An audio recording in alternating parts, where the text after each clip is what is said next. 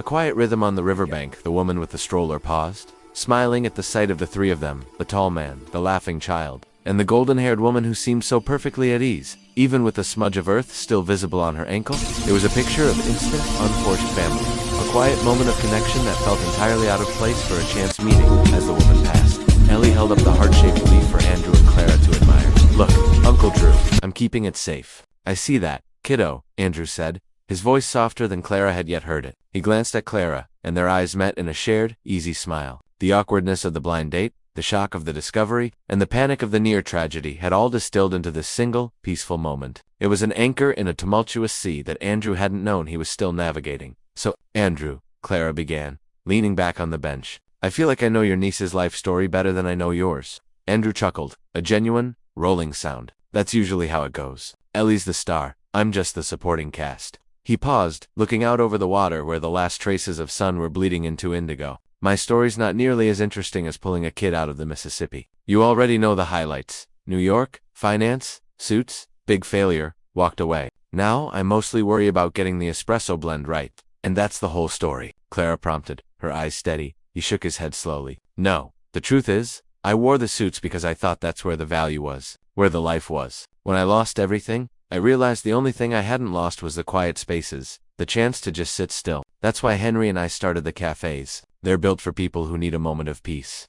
He reached out and gently touched the dried mud on her dress sleeve. "You don't seem like someone who needs to be taught how to sit still." Clara looked at her sleeve, then back at him. "Oh, I can be still, but I like to move when the moment calls for it. I grew up not far from here. My dad was a park ranger. I spent more time climbing trees than sitting in classrooms, until I had to. I teach because every kid needs an anchor. They need someone to show them how to tie their shoes. Yes, but also how to get mud on them without worrying about it. A pragmatist and a philosopher," Andrew summarized, a hint of admiration in his tone. "Just someone who knows the difference between a real problem and a dirty skirt." She countered lightly. "What about the quiet spaces? Do they help?" He nodded, running a hand through his hair. "They did. They do. But seeing what almost happened, it shook the quiet right out of me. It reminded me that peace isn't just the absence of noise. It's what you do when the noise is loudest. Like jumping into the river, I guess." Ellie, sensing a lull in the adult conversation, piped up. "Are we going to get ice cream now? I wish for ice cream with my leaf wish." Clara and Andrew burst out laughing. "I think the leaf wish works for things that are a little bigger than ice cream." "Sweetie," Clara said gently. "Oh," Ellie considered this, looking disappointed. "Can I wish for another river ninja instead?" "I think you might have found your limit, kiddo," Andrew said, pulling her onto his lap. He looked at Clara, and the casual touch of the girl between them felt intimate, grounding. "Mark will be here soon to pick her up. It's a shame this walk has to end." Clara didn't look at the river. She looked straight at him. "It doesn't have to. You know where to find me." Andrew smiled. "I think I do. And if I forget, I'll just look for the trail of mud." He reached into his pocket and pulled out a clean handkerchief. "Here, for next time." She took the handkerchief, folding it and tucking it into the pocket of her muddy dress. "Maybe I'll save a kitten next time." For variety, when Mark's SUV pulled up again, the moment of departure felt heavy, but not final. Andrew stood, taking Ellie's small hand. Clara rose slowly, the last light catching the gold in her hair. "Thank you, Clara," Andrew said simply, his previous formal reserve entirely gone. "For everything." Ellie wrapped her arms around Clara's waist. "Bye, Reaver Ninja. I'll save my leaf wish for next time." Clara hugged her back tightly. "You hold on to that leaf, Ellie, and don't go near any slippery rocks." Andrew watched him say goodbye. The connection between the woman who had saved his niece and the little girl herself, so immediate and deep. He walked Ellie to the SUV, helping her into her seat while she chattered about the heart leaf. When he turned back, Clara was already walking away, heading back down the path toward the cafe, her bare feet moving easily over the stone. He watched her until she reached the gate, then she stopped and turned. She didn't wave or shout. She simply reached into her pocket, pulled out the handkerchief he had given her, and held it up. A silent, simple promise. Andrew felt a smile spread across his face. A real one that crinkled the corners of his eyes and reached somewhere deep inside. He finally understood what he had been missing in the quiet, what the solitude had sheltered him from. It wasn't just noise or failure, it was the chance for life to be messy, immediate, and entirely real. It was the thrill of the unscripted. He walked back toward his table at the River Cup Cafe. Henry was already there, wiping down the counter. "So," his roommate asked, leaning in conspiratorially, "did you stay?" Andrew picked up his cold coffee mug and took a final sip. "I did, and she saved my niece from drowning," Andrew said, setting the mug down. Henry froze. The damp cloth halfway to the counter. She ... what? Long story. She showed up late, covered in mud, smelling like honeysuckle and riverbank. I almost left, then I saw her eyes, and she told me she had pulled a little girl out of the water. Andrew picked up the small photo of Ellie, tracing the edges with his thumb. She's not just running a cafe with me, Henry. She's everything that was missing. Well, I told you she was worth meeting, Henry said, slowly regaining his composure, a satisfied smirk returning to his face. So what happens next, finance guy? You gonna wait for the second date, or you gonna call her right now? Andrew shook his head, looking out at the dark, moving river. I'm going to wait until tomorrow morning. I'm going to send her a dozen of the best, pinkest marshmallows I can find, addressed to the river ninja, and I'm going to ask her to teach me how to get mud on my shoes. He looked up, his eyes bright. I think the quiet of the river is over for me, Henry. I think I need the noise again. The good kind. He stood up, feeling a lightness in his step he hadn't felt in years. He didn't belong in the silence anymore. He belonged wherever Clara was. Wherever there was a chance of life, mess, and the surprising, steady current of humanity. He left the cafe, not looking back at the familiar deck, but looking forward, ready for the next day. Ready for the kind of life that required a clean handkerchief tucked into his pocket and a readiness to jump in. The river was still flowing, but now Andrew was flowing with it. The former millionaire, who had been about to walk away, was finally ready to run toward something real. He knew now that the real fortune wasn't in the skyscrapers he'd left behind, but in the muddy shoes, the heart-shaped leaf, and the bright, unbothered eyes of the woman who had saved his heart and reminded him how to live.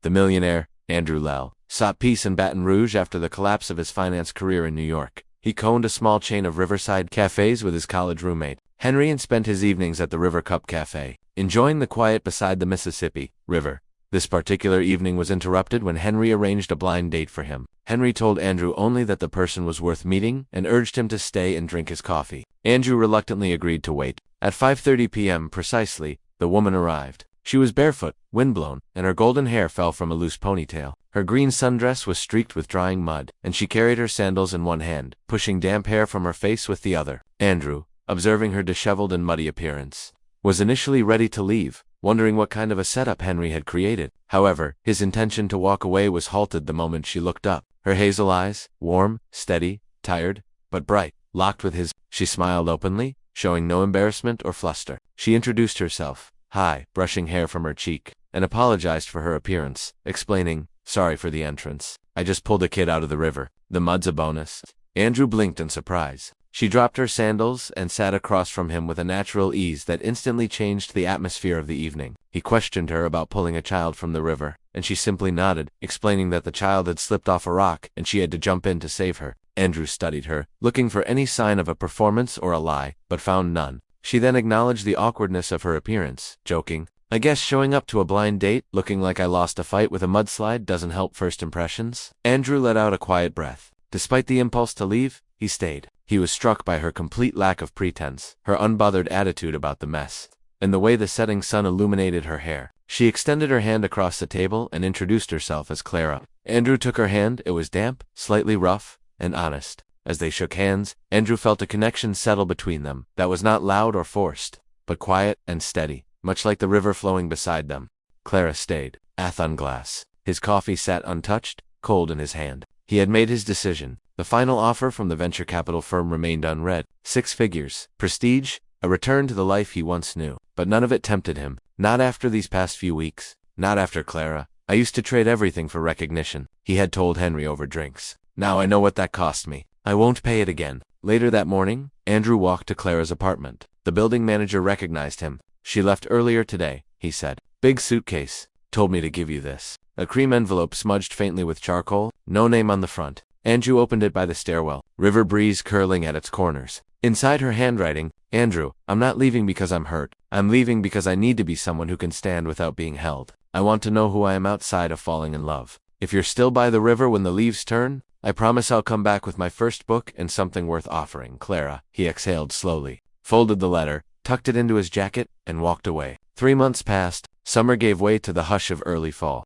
The mornings cooled, leaves turned gold. The river quieted. Andrew found a rhythm. He walked Ellie to and from art camp. They brewed tea in the afternoons. He taught her to steep, not rush. She repeated Heist's advice like scripture, tongue poking from the corner of her mouth. Each evening, he sat by the river with a cup, watching the sky shift colors like water running off a brush. He didn't chase. He didn't forget. On his fridge, Ellie's drawing remained, the 3 of them hand in hand. Now and then, between spoonfuls of cereal, she'd asked, You think Miss Clara is drawing her book? Andrew would smile. I hope so. Then one quiet Monday in October, a package arrived at River Cup Cafe. No return address. just plain brown paper sealed with wax in the shape of a falling leaf. Inside a manuscript, The Muddy Dress Girl and the Boy by the River, by Clara B. He sat down on the patio where they first met. His heart beat slowly but loud. The pages smelled like pencil, ink, and late nights. The illustrations were warm, simple, full of feeling. Each scene held pieces of the story they had lived, drawn by someone who had learned to leave and still return. On the last page, a sketch of 3 figures walking toward the riverbank. Beneath it, in Clara's handwriting, some journeys begin not when you arrive, but when you decide to come back. Andrew ran his finger over the words. Then he looked toward the willow by the water and waited. Andrew buttoned the cuffs of his white shirt slowly, smoothing the fabric down before tucking it neatly into his dark slacks. It was the same shirt he had worn the first time he sat at the River Cup Cafe, waiting for a date he had nearly walked out on, until a barefoot woman in a muddy dress smiled at him like the world had never broken her. Ellie skipped beside him as they walked along the familiar river path, the golden light of sunset casting long shadows. She wore her usual pink dress and carried her favorite stuffed rabbit clutched tightly to her chest. She glanced up at Andrew with wide eyes. "Do you think she'll really come back?" Andrew didn't answer right away. His throat was tight. Instead, he offered her a soft smile and squeezed her hand gently. "Let's just wait and see." They arrived at the cafe, now closed for the evening, its patio chairs stacked, the river breeze rustling through the trees. The willow tree nearby swayed lazily, its branches dancing like ribbons. And then she appeared. Clara stepped out from behind the willow, her golden hair tied back loosely, a soft smile on her lips. She wore a pale blue sundress, and in her hands, she held a small wooden box. Ellie gasped and let go of Andrew's hand, running toward her. "Miss Clara." Clara knelt just in time to catch the little girl in her arms, laughing as Ellie wrapped her in a hug. Andrew stood still for a moment, unable to speak. His eyes locked with Clara's as she rose. And for a heartbeat, it was just the two of them. No time, no expectations, only that same quiet recognition that had begun the moment he first saw her eyes. "You still have the heart-shaped leaf?" he asked softly. Clara smiled. She opened the wooden box. Inside, between 2 delicate sheets of sketch paper, was the dried golden brown leaf. Carefully pressed, its shape still perfect. "And this," she said, reaching in again, "is the wish I made." She unfolded a small drawing. 3 figures walking along the riverbank, a man, a woman, and a little girl, in a pink dress, all holding hands. Below the illustration in Clara's neat handwriting were the words, "I wish we don't miss each other." Andrew stared at the drawing for a long time. Then he reached out and gently took her hand. "You didn't miss me," he said. "You came back." The cafe reopened a week later for a special event. Guests wandered between tables and easels, admiring the soft watercolor illustrations of Clara's debut children's book, The Muddy Dress Girl and the Boy by the River. Kids giggled as they traced the outlines of Clara's playful characters while parents lingered near the counter where Andrew stood, apron on, pouring coffee with steady hands. Ellie stood in front of the red ribbon, scissors in hand. Clara stood beside her, cheeks flushed with "Ready?" Andrew called from behind the counter. Ellie nodded proudly and snipped the ribbon in one clean cut. The small crowd applauded, and Clara turned toward Andrew, her eyes glistening. He lifted a cup toward her in quiet salute. On the brick wall behind the main display, framed in a simple wooden frame, was the first sketch Clara ever drew for the book. A girl with messy hair, a muddy dress, and a radiant smile, standing in the golden wash of sunset. Beneath it, in tiny letters, was the final line of her dedication. "Sometimes love doesn't arrive with promises or perfect timing. It shows up muddy, breathless, and smiling because someone chose to stay just for the way you looked at them." If this story touched your heart, remember, love doesn't always arrive dressed for the occasion. Sometimes it shows up barefoot and covered in mud, but it's real, healing, and meant to stay. At Kindness and Love Tales, we bring you stories just like this. Simple moments that turn into something extraordinary. If you believe in second chances, quiet miracles, and the kind of love that waits by the riverbank, don't forget to like, share, and subscribe to our channel. Your next favorite love story is just one click away. Love. The shared moment of the passerby mistaking Andrew, Clara, and Ellie for a sweet little family struck Andrew deeply, bringing a sudden, unfamiliar warmth to his chest. This shared silence, holding Ellie's hands between them as they walked back, solidified the transition of Clara from a messy, chance encounter to a steady, essential rhythm in Andrew's newly rebuilt life. Their bond deepened over shared coffees and late-night texts, characterized by an unspoken understanding. Clara never asked about his past financial failures, and Andrew never pressed on her noticeable hesitation when the topic of home arose. Their connection grew in the tender space of unarticulated history. This fragile peace was shattered when the past intervened. Andrew, meeting an old colleague to discuss a potential advisory role in a new venture capital firm, was confronted by his ex-wife, Veronica. She slid across the booth, producing a photo of Andrew, Clara, and Ellie at the cafe, and acidly accused him of running a single dad rebrand and falling for a barefoot elementary school teacher, suggesting he was merely seeking a charity case. Simultaneously, in New Orleans, Clara was ambushed by Evan, an old flame and successful lawyer, who belittled her new life at the cafe as sweet but never small, and scoffed at Andrew as a guy who used to be rich, lost everything, and bruised coffee now. Evan insisted she deserved someone who could give her more than second chances and sunset dates. Both encounters struck raw nerves, injecting the poisonous whispers of past doubts into their quiet connection. The immediate aftermath saw the air between them thin. Though still kind, the easy openness vanished, replaced by hesitation and unspoken fears about their incompatibility or the true nature of their affection. One evening watching Ellie, Clara noted the growing distance in Andrew's eyes, realizing that something from his past, a person or a fear, had returned, introducing the doubt that their relationship wasn't meant to last, not from lack of care, but from the inability to articulate their deeper feelings and insecurities. The pressures intensified as Andrew sat alone in the cafe office, contemplating a lucrative advisory board proposal from Austin. The document explicitly warned him to maintain a polished public profile, especially regarding personal associations. No controversy, no reputational risks, a clear condemnation of his relationship with Clara simultaneously. Clara received a letter of acceptance for a year fellowship in children's graphic storytelling from a university in Vermont, a dream opportunity with a 10-day enrollment deadline. However, Ellie's recent creation, a proud comic strip featuring herself, Clara, and Andrew, made Clara grapple with the impossible choice of abandoning the little girl who had just begun to see her as permanent. On a steadily rainy day, Clara went to the cafe, but Andrew was absent. A young barista handed her a small envelope containing a drawing by Ellie, a cheerful crayon sketch of the three of them holding hands. Beneath the sketch, in Andrew's handwriting, were a few powerful lines. If you love someone enough, you do not ask them to choose. You learn to wait until they are ready to reach for you again. Clara, standing in the damp, quiet cafe, read the message twice. It was not a demand, but a profound act of trust. Recognizing the immense pressure she was under, she sat down at their corner table, surrounded by the scent of wet leaves and coffee, realizing that Andrew, despite the threats of his past, was offering her space and time to decide her own future. A quiet affirmation of a love that was deeper than either of their individual failures or ambitions. She stayed there, contemplating the drawing, the rain, and the vast, unknown path ahead. The quiet choice. Clara sat at the corner table for a long time. The rain outside was relentless, but inside the River Cup Cafe, the warmth of the coffee and the gentle clinking of ceramic seemed to hold the storm at bay. She smoothed the crumpled crayon drawing on the table, reading Andrew's words again. If you love someone enough, you do not ask them to choose. You learn to wait until they are ready to reach for you again. It was a staggering display of faith. Andrew, the man who had lost everything and was now being offered a path back to a life of influence and polish, was giving her permission to walk away to chase her dream in Vermont. He wasn't minimizing the fellowship. He was validating it, acknowledging that her ambition was as important as his newly discovered peace. He had refused to let his fear, or Veronica's venom, force a choice. Clara traced the faint crayon outline of her own stick figure on the paper. Ellie had given her a dragon made of books, and Andrew had given her a quiet permission slip. She realized that Evan's words that she deserved someone who could give her more than second chances and sunset dates were wrong. Andrew wasn't offering her a second chance. He was offering her the first chance at an honest, unvarnished life. She thought of the advisory board offer. Andrew was surely considering the one that required a polished public profile and no reputational risks.